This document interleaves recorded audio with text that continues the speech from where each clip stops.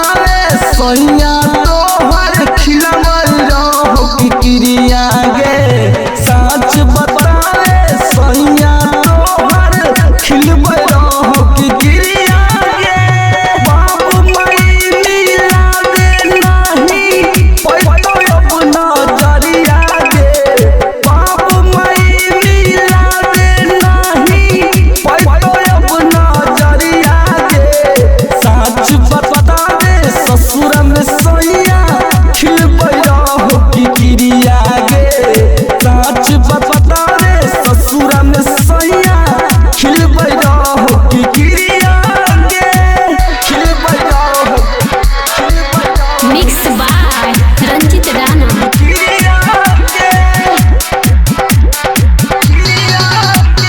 बाबू तोहर तिलक देने रहो 10 लाख तोरा ससुर के मर दे तो जियते बोले कोना कसूर के मर दे तो जियते बोले कोना कसूर के ओई जो तोहर निक नहीं लागई होय तो चोरी तिरिया गे ओई जो तोहर निक नहीं लागई होय तो चोरी तिरिया गे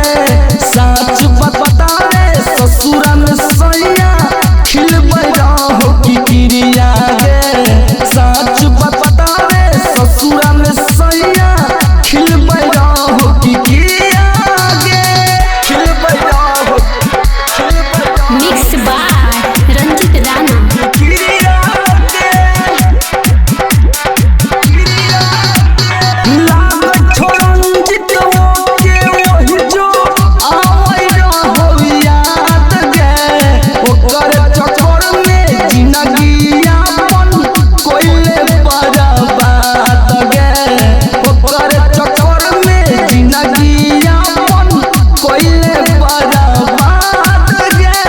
प्रेम शशिकांत के बात माने सुधर जो तोई छोड़िया गे प्रेम शशिकांत के बात माने सुधर जो तोई छोड़िया गे सच बतावे ससुर में सैया खिलबै रहो कि क्रिया गे सच बतावे ससुर में सैया खिलबै रहो कि क्रिया गे जय मां गहिल रिकॉर्डिंग स्टूडियो खगड़िया।